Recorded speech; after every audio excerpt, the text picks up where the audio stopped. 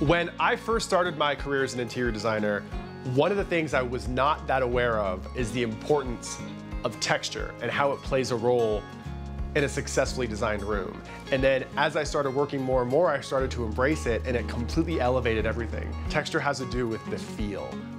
How does that feel, like physically, and then also like just emotionally? Texture has so many different types of feels that it can convey. That's why it's so important to me. In this chapter, we're gonna go over all the different ways to use texture in the world of interior design. Let's get to it.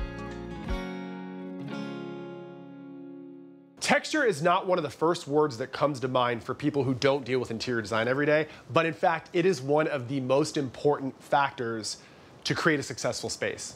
Because interior design is so visual, the first thing everybody thinks about is the way a room looks. But in real life, there's also the tactile elements, and that's where texture plays the biggest role. It adds depth, it adds mood, it adds history, it adds storytelling. There's so much involved. You may not even notice how many textural elements you already have in your space. And let's talk about like what those could be and what they do.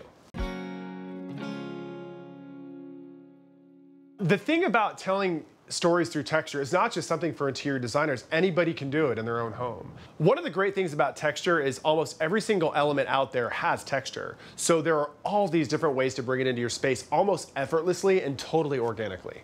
And when I talk about storytelling, that can be kind of loose. Like, I'm not necessarily looking to write an anthology that has like 9 different volumes involved. You just want somebody to walk in a very concise manner, look at your space, and know what the story you're trying to tell is. For example, if you're trying to tell the story of something that has to do with history and you have like an old, worn table that's been passed down from generations, or if it's just something you fell in love with at an antique store, a garage sale, or a flea market, those are both stories. You tell people 20 years from now, hey, I found that on the side of the road at a flea market, hauled it back in my minivan and I'm never getting rid of it. Or it could be like, hey, this was my aunt's and when she sold her house, I took it. And same thing could be said about a room that's supposed to be comfy and invite people to just lay back and chill. That story could be told by draping a really chunky knit throw blanket over the arm or the back of a sofa. And there you go, the story's told. The next thing you need to think about is how big of a role is texture going to play in your space?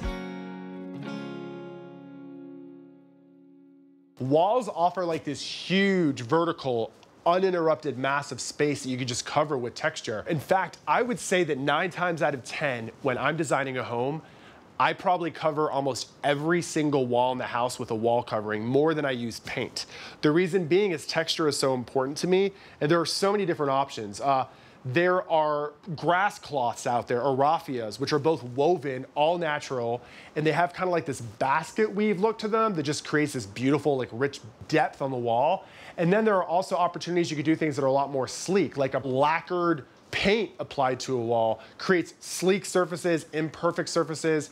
The sky's the limit when it comes to wall coverings and all the different textures they can offer. Another really big way to make a statement on your walls without necessarily using wallpaper or wall covering is with a wooden wall application. And when I say wooden wall application, I'm talking about actually taking wood and affixing it to the wall. Examples could be like shiplap or nickel gap or V-groove like I have here. And what I love about it is it creates like a sense of antiquity. And the good thing about that is you can do whatever you want. You can paint it, you can stain it, and over the years, like people can nick it. It adds more of a lived-in story. And I think that's why right now it's having a moment, it's super popular. But the thing is, it can stand the test of time if you do it the right way. Anytime you paint wall applications pure white, they're gonna look super classic. Or if you go with a really high-end wood and you stain it like a medium brown, it'll stand the test of time. So I've gone over really big ways to bring texture into a space, but there are also plenty of ways to do it that are smaller that also make a really big impact. And let's talk about like what those could be and what they do. All right, so I'm gonna use my own house here in the mountains to explain all the texture that I've used and why. There's a combination of all these different types of textures that play out. I've got more rustic happening right here.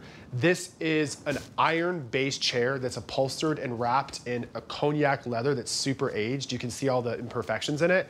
And there's this very simple stitching that's done with a black leather. And what I loved about it is it's this combination of super rustic, but also at the same time, almost kind of primal, something that's been around forever. There's also a bunch of polished texture that comes in here as well. I mean that in the literal sense. So this is a custom dining table. The top is made of polished Carrara marble, and the bottom is welded of steel for a little bit of an industrial touch. But to take it up a level and make it a little bit more polished, I had the base powder coated in a super glossy shade of black. Then there's also some textures in here that, believe it or not, are straight up coastal. And I did it on purpose because this house is supposed to feel very organic, very layered, very lived in, and very authentic. There's not necessarily anything in here that's super manufactured. Most things are all organic elements. This is a Capiz shell chandelier, and it's a beautiful 36-inch round globe, and it's welded right here, but all of these little pieces are made of Capiz shells that have been cut to size. And then I wanted to add softness everywhere else and make it super casual because this is a vacation home meant for hanging out and relaxing. All the windows are covered in drapery that are made from a cotton fabric that has this kind of medium-sized print of buffalo check. Kitchens are really hard-working spaces, so to balance all the hard materials and all the really hard textures, I've brought in a good amount of softness. So there's this really soft, beautiful upholstery on the counter stools next to the really, really rustic, worn-in butcher block countertop. The subtlety of it makes a world of difference. And then also, it's another way to just add a pattern and/or a texture that helps complete a textural story throughout a room. So we've talked about what qualifies as texture, how to make a really big statement and what areas are a good fit for texture, but now we really need to get into how to combine different textures.